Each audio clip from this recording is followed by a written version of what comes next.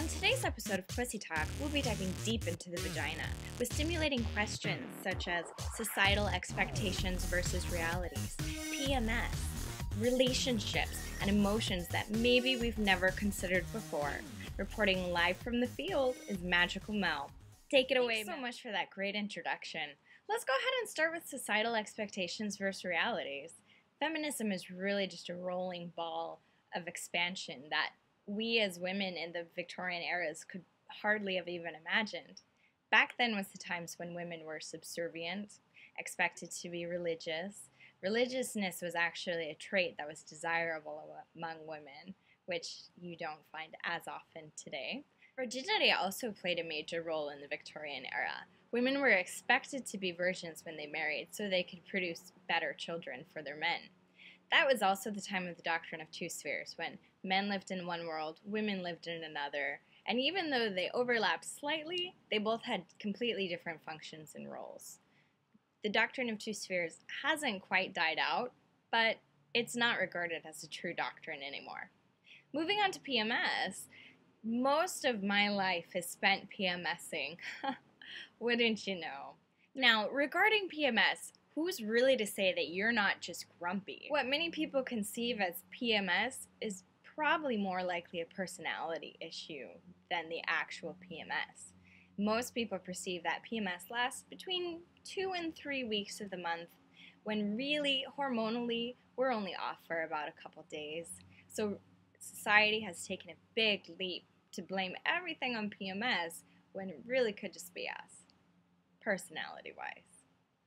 Relationships are tricky. They always have been and they always will be. Finding a proper balance between you and another person that you're supposed to spend the rest of your life with, or at least the next few months, that's rough. Many expectations are that the women will be subservient and the men will be dominant in housework, cooking, cleaning. That sort of thing is a woman's job. But couples are actually happier, women included, immensely when the obligations are shared between the couple. Men aren't as happy about that, but married men are proven to be happier than single men. Something about connectedness. Excellent points you've made there, Magical Mel. Now, you did touch upon briefly intelligence and careers and work expectations as a woman.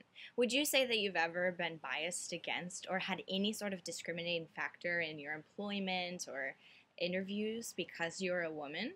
Many views associated with a woman's career are that she'll take it second to her husband's career because he's the breadwinner and she's the domestic housewife. Well, that's bullshit, but it's still an expectation. And the reality is that many women do fall into those traditional role types, mainly by employing into jobs that are traditionally women's work, such as nursing, housewife, cooking, chef, those sorts of things. Ironically, even when men cross over that gender barrier in the field, they still have an advantage over women. In the studies of men's versus women's wages for the same occupation, men were always paid more than women. Personally, as a woman, I think it's complete bullshit that any man is given more respect than me because I have a vagina and he has a dick. Not quite sure how dick equals respectability, but it does in most places.